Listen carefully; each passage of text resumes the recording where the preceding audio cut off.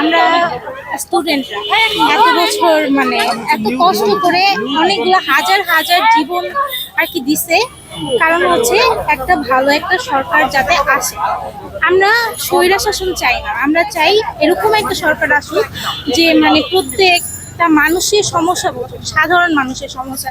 এখন আমরা দেখতেছি বিগত যে সরকার ছিল ওই সরকারটা কি করছে, মানে দেশটার ওরকম করে নিয়ন্ত্রণ করতে পারেনি। প্লাস হচ্ছে দেশে দুর্নীতি আর কি বৃদ্ধি পাইছে। এখন আপনি একটা সাধারণ জব করতে যাবেন, যে কোনো জায়গায় যাবেন, আপনারা কি দেখতেছেন যে সরকারি জব কেন হচ্ছে না? ওই যে টাকা দেওয়া লাগবে, ঘুষ দেওয়া লাগবে। আমরা এরকম চাই না যে ঘুষ যুক্ত একটা আর কি সমাজ, মানে একদম যেখানে ঘুষ থাকবে না, কিছু থাকবে না এরকম। এখন অনেক অনেক স্টুডেন্টরা আছে যে বেকার, ঠিক আছে। ছেলেরা বিশেষ করে আমাদের জনসংখ্যার বেশিরভাগই অনেকেই বেকার আছে, যারা কর্মসংস্থান পাচ্ছে না। কেন কর্মসংস্থান পাচ্ছে না? মানে আমাদের ওরকম আর কি অ্যাবিলিটি নাই যে এত এত মানুষকে জব দেওয়ার, এরকম অ্যাবিলিটি নাই। তো আমরা চাচ্ছি যে এরকম একটা সরকার আসুক যে মানে এরকম ব্যবস্থা করতে পারবে যে কোনো মানুষই বেকার না হোক আমাদের যে জনসংখ্যা।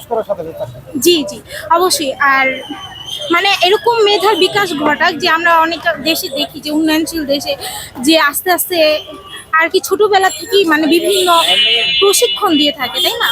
যে এই যে যে বিষয়ে পড়তে চায় সে বিষয়ে তাকে অভিজ্ঞ করে তোলে, যে সব সাবজেক্ট না, যে একটা যে কোনো একটা নির্দিষ্ট বিষয়ে অভিজ্ঞ করে তোলে, ওরকম আর কি। আর শিক্ষা ব্যবস্থাটা আর কি হোক।